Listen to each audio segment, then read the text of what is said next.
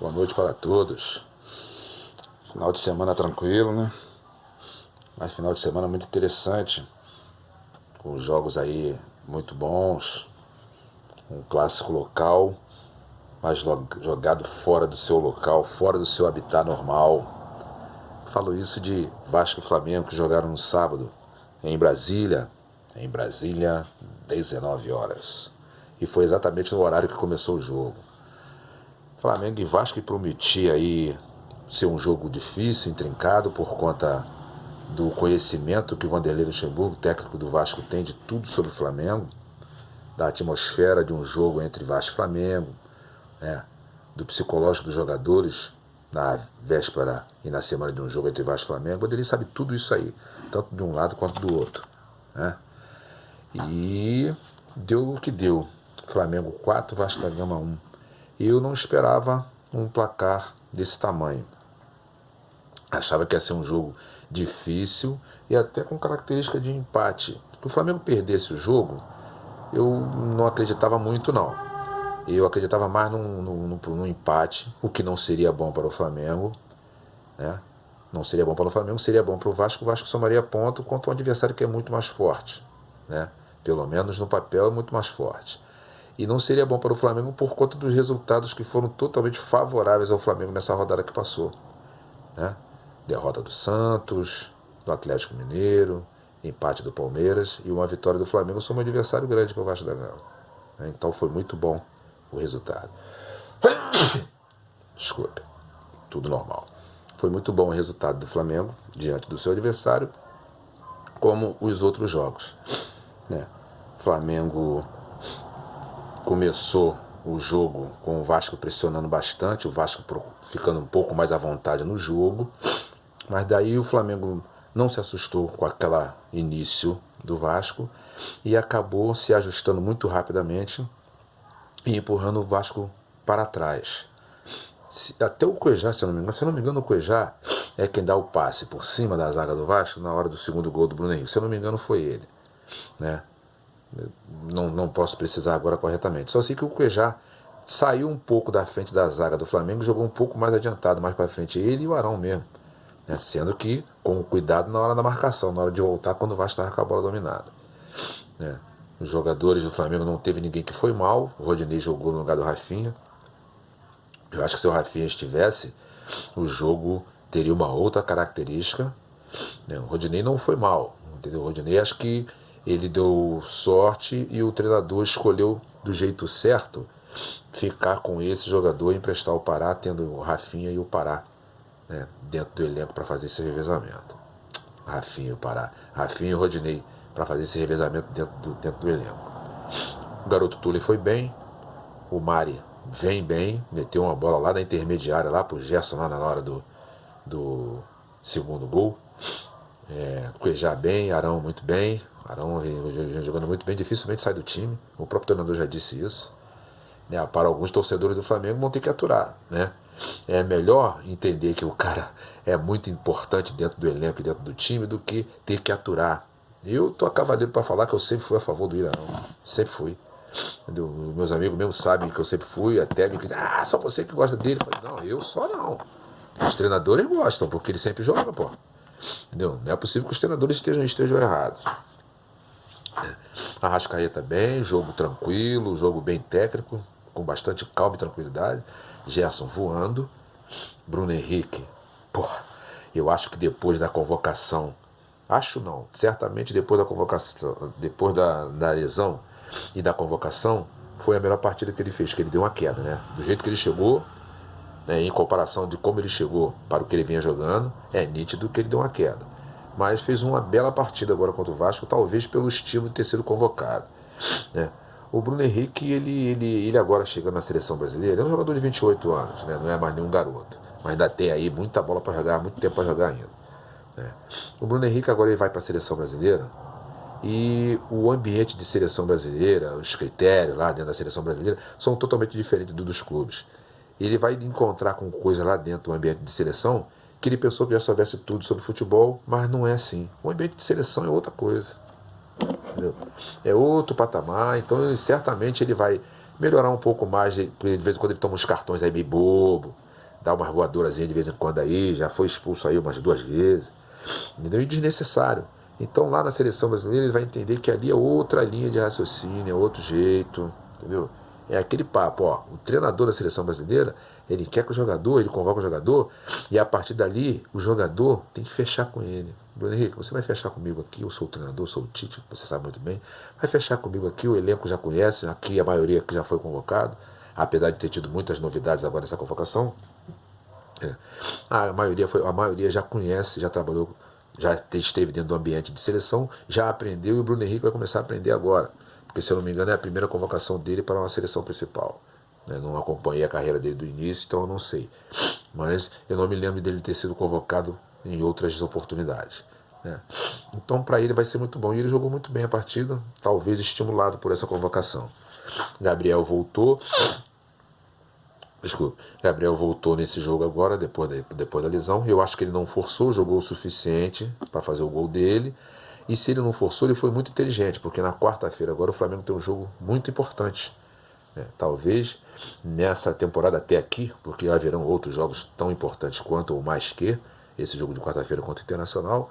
Então eu entendi que ele deu uma segurada para poder dar o máximo no jogo de quarta-feira aqui no Maracanã contra o Internacional.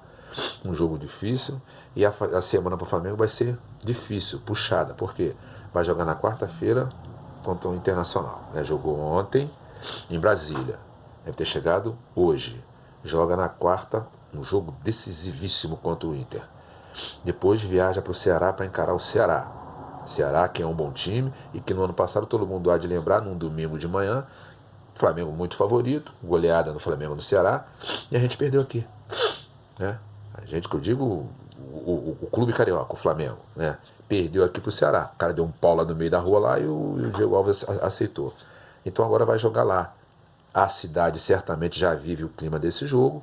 É um jogo muito importante, casa cheia lá, entendeu? Feriado lá e o caramba, banda de música e o caramba lá, porque o Flamengo vai jogar lá, entendeu? E é um jogo difícil e um desgaste, Porque ir a Brasília, jogar lá, viajar, chegar hoje, porra, no máximo vai viajar na terça, vai jogar na quarta-feira. É bom que não vai viajar. Chegou hoje, não vai viajar, porque o primeiro jogo contra o Internacional é aqui no Maracanã, aqui no Rio. Então vai jogar aqui. Daqui a pouco vai ter que ir lá pro Ceará jogar lá. Depois do Ceará vai pro Sul. Puxada a semana. Mas é uma semana muito, muito importante. O Flamengo conseguindo 2 resultados positivos aí, contra o Internacional, primeiro na quarta-feira, e contra o Ceará lá no domingo. O Flamengo está com 30 pontos na tabela de classificação. Mas colado no Flamengo tem uma opção, entendeu? Porque na classificação geral, eu tenho aqui um papelucho aqui com a classificação e a clubes ali pertinho. O primeiro é o Santos com 32, depois vem o Flamengo com 30 e o Palmeiras também com 30. Aí depois vem Atlético Mineiro com 27, São Paulo com 27, Corinthians também com 27. Então, se o Flamengo não somar ponto lá, agora contra o Ceará, pode encostar. O São Paulo pode encostar. São Paulo joga na quarta-feira o jogo da 13ª rodada contra o Atlético Paranaense, está com um jogo a menos. São Paulo joga contra o Atlético Paranaense. E no final de semana tem outro jogo. Então o São Paulo, que está com 27 pontos, pode encostar no Flamengo. São Paulo, o Atlético Mineiro e o Corinthians. Até ali a 7ª posição, que é a do Internacional com 24 pontos, se o com 27 está na briga, o Internacional com 24 também está na briga, ele chega a 27. Então, só quem pode encostar no Flamengo é Corinthians, São Paulo e Atlético Mineiro. Porque o Flamengo está com 30 pontos e esses podem chegar ao 30 se o Flamengo não conseguir somar um pontinho que seja contra o Ceará. Entendeu? Se o Flamengo fizer um pontinho contra o Ceará, São Paulo, Corinthians e Atlético Mineiro chegam no máximo a 30 e o Flamengo mantém a posição dele lá em segundo ou terceiro, porque está com a mesma pontuação do Palmeiras. Palmeiras, que é a mídia lá de São Paulo e desses canais a cabo, com todo respeito, eu falo a mídia de São Paulo porque os programas de TV, de esporte, são mais vindo de São Paulo mesmo. E eles valorizam o produto deles, tá certo, pô? Entendeu? Mas eles diziam que o Palmeiras, com menos de 9 rodadas, que teve aquela paralisação, jogou 9 rodadas e depois parou. Entendeu? O Palmeiras já tinha ganho mais 5, ainda faltavam 4, e já diziam que o Palmeiras estava, com o chicote embaixo do braço. que o Palmeiras já era campeão e tudo mais. Mesmo tendo conhecimento de que várias coisas aconteceram nesses campeonatos de ponto corrido, onde o Fluminense, que estava rebaixado praticamente, ascendeu, entendeu? O Flamengo estava a não sei quantos pontos do Palmeiras em 2009, foi campeão. E só porque o Palmeiras tinha ganho aí 5 dos 9, entendeu? E no final ganhou 7 dos 9 e empatou 2 e não perdeu, que o Palmeiras já era campeão. Negativo. Muita água para rolar ainda tinha e ainda tem muita água para rolar, né? Então, tá ali a briga ali. Os 5, 6 aí, deu na briga aí pela conquista, né? O 8º colocado é o Atlético Paranaense com 22, Botafogo também com 22 em nono. Boa posição para o Botafogo, né, que jogando contra o Corinthians no sábado não foi bem. O Corinthians ficou muito à vontade, né? Bastante à vontade, e conseguiu os 3 pontos com muita facilidade contra o Botafogo. O Botafogo vai precisar dar uma melhorada boa. Nona posição, até o próprio torcedor do Botafogo não esperava essa performance. Mas é que o Botafogo no início do campeonato largou bem, entendeu? Então isso foi muito bom para o Botafogo. Agora, o Botafogo tem que fazer o trabalho dele dentro de casa. É o que eu torno a repetir. Não pode perder ponto para esses times que estão lá embaixo. Avaí, CSA, Chapecoense, entendeu? Surpreendentemente, a gente fica achando que o Goiás está muito ruim, que está isso, está aquilo. Pô, mas o Goiás está em 12º. O Botafogo, o Atlético Paranaense é 8º com 22. Aí vem o Botafogo em 9º com 22. Vem o Bahia em 10º com 21. 11º é o Ceará, adversário do Flamengo na próxima rodada, entendeu? Com 20. Depois vem o Goiás em 12º, com 18 pontos. Entendeu? Então o Goiás não tá tendo dificuldade de ganhar de alguém, mas complicou já o jogo nessa semana aí, ó. Entendeu? Era molezinha ganhar do Goiás. Ó, não ganhou. Entendeu? Então, tem que prestar bem atenção.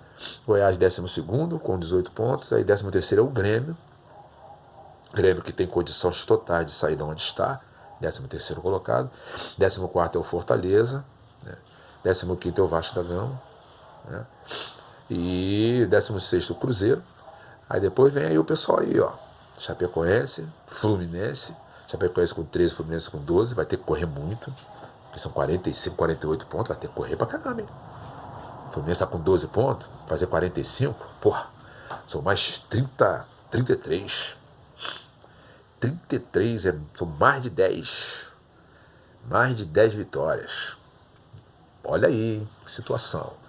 18º, o CSA em 19º com 11 e o Avaí com 6 pontos. O Avaí não dá mais. Cravado, não dá mais para o Avaí. O CSA está com 11 pontos, estava com 8. Ontem, jogando contra o Fluminense aqui no Maracanã, uma hora o CSA ia ganhar de alguém. Eu até mesmo no meu plantão de ontem, eu estava comentando com o pessoal e já tinha comentado antes com os amigos aqui de onde moro. O CSA não ganha de ninguém, mas uma hora vai ganhar. Até falei ontem, eu falei, pô, o CSA não ganha de ninguém, comentando com os colegas no trabalho. Mas uma hora vai ganhar. E não é hoje não, né? Eu fiquei assim, não é hoje não. Porra, acabou que eu achei que o CSA pudesse ganhar do Fluminense. E ganhou, porra. Entendeu? E ganhou. E essa vitória do CSA fez com que o Diniz fosse dispensado do Fluminense hoje na parte da manhã. Eu vi a entrevista coletiva do cara, porra, eu não conhecia esse cara assim profundamente não. O lado sensível do cara, mas pô, gostei da entrevista dele.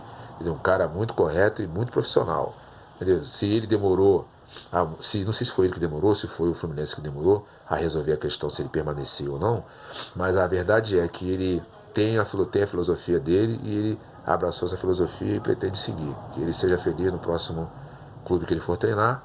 E a bola da vez eu já tinha falado antes que o Dorival Júnior seria uma boa, mas segundo informações o Dorival está com o olho, está com uma vista para ir treinar um time lá fora. Mas vamos ver se o convite vai ser feito e na hora que o convite é feito aí é que a gente vai saber se o treinador vai botar a mão ou não vai, né?